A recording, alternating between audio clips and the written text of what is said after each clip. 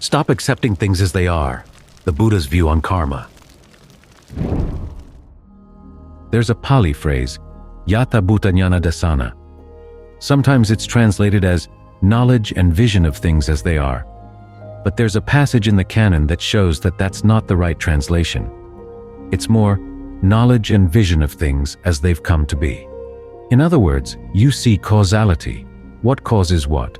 Realizing that the way you're experiencing things right now comes from your own actions, either past actions that lead to the sights, sounds, smells, tastes, tactile sensations, and ideas that come unbidden in the present moment, or your present actions, the way you fabricate these things into your present moment experience. When the Buddha gives meditation instructions, he points to these present actions: bodily fabrications, verbal fabrications, mental fabrications.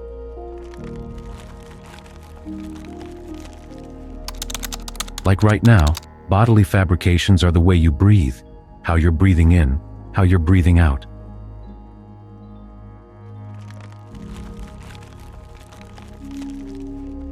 He says try to do that well. He gives instructions. It's amazing how he covers everything in his teachings, even telling you how to breathe. Most people would say, I don't need to be told how to breathe. I can breathe perfectly well on my own already. But the Buddha is telling you to be conscious of how you breathe and how you can do it more skillfully. Notice that there are variations in the breath. You can breathe in ways that give rise to pleasure, give rise to rapture, that can gladden the mind, steady the mind, release the mind. There's a lot of potential just in the way you breathe. Then there's verbal fabrication, the way you talk to yourself. Again, something very ordinary. We all know how to talk to ourselves. But the question is, do we do it well? The Buddha gives lots of instructions in this area too. There's a whole book out there now, listing the many passages where the Buddha says, thus you should train yourself. He talks about the ways you talk to yourself, to train yourself in the practice. Right here and now as we're meditating, verbal fabrication, what the Buddha calls directed thought and evaluation, is the way you talk to yourself about the breath. How is the breath going right now? Is it too long, too short, too fast, too slow? How is the mind in relationship to the breath? Is it ready to settle down? There are times, the Buddha says, when the mind settles down easily without your having to think too much about anything.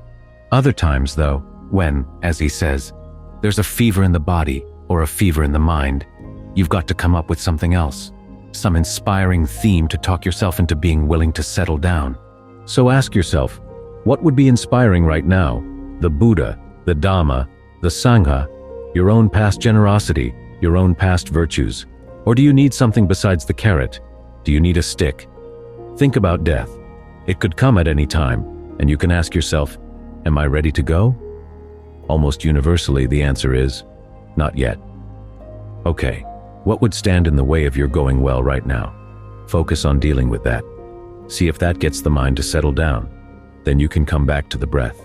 Then there's mental fabrication, the images of the breath that you hold in mind right now. This evening there was a question about the breath originating in the body. Where do you feel that? The person was saying all she could feel was the air coming in from the outside, along with the need to pull that air in. I said, well, what is it that pulls it in? The air doesn't come in on its own. It's the energy in the body. That's the breath the Buddha's talking about. He's not talking about a tactile sensation, the passage of the air over the nose or over the upper lip. He's talking about one of the elements or properties of the body as felt from within, which is why the pleasure that comes from the breath doesn't count as a sensory pleasure. It's a pleasure of form.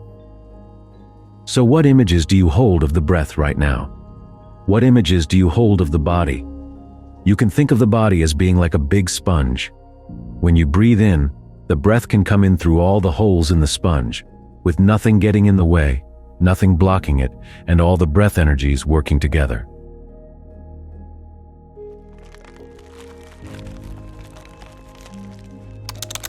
Ordinarily, as we go through the day, the breath energies in the different parts of the body can run at cross purposes.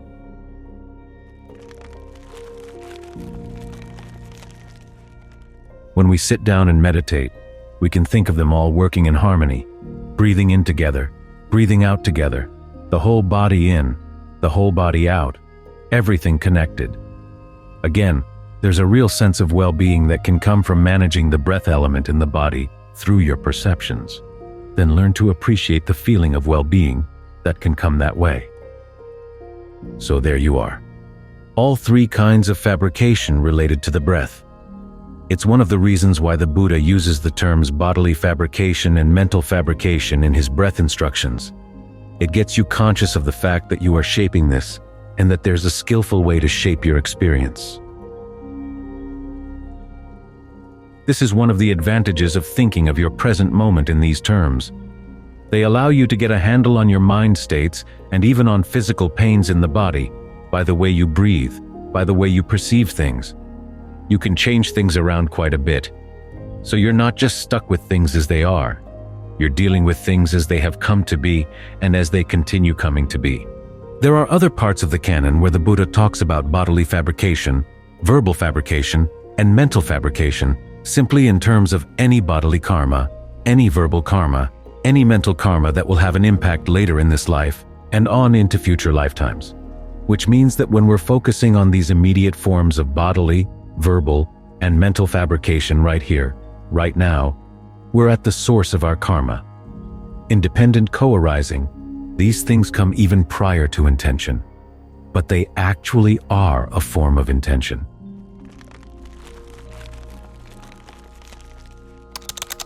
When you do something with your body, you have to start with the breath.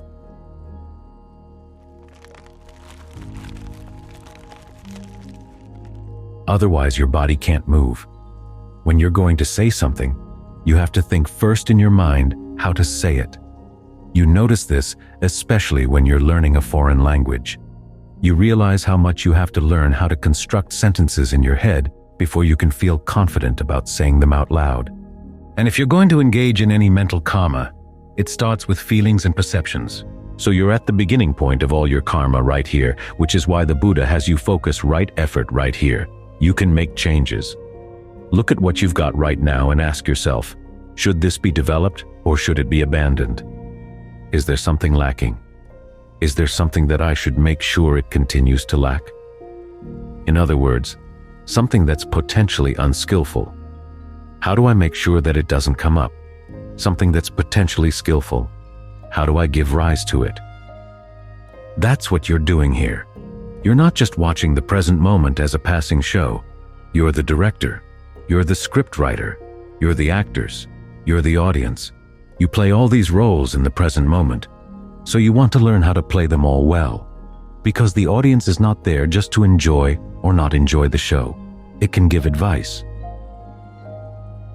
Like that time we had a retreat down in Brazil. Poor than Saulo sometimes would struggle to find the Portuguese word for something I'd said, and people would shout it out from the audience. That kind of audience can be annoying, but it's the kind of audience you actually want in your own mind, one that makes comments, this is going well, this is not going well. You don't want an audience that just accepts. You want an audience that's critical, but critical in a helpful way, one that can offer good suggestions for how this show can be improved.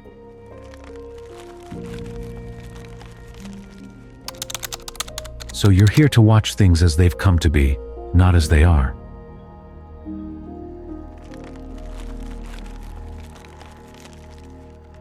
When you talk about things as they are, it sounds static.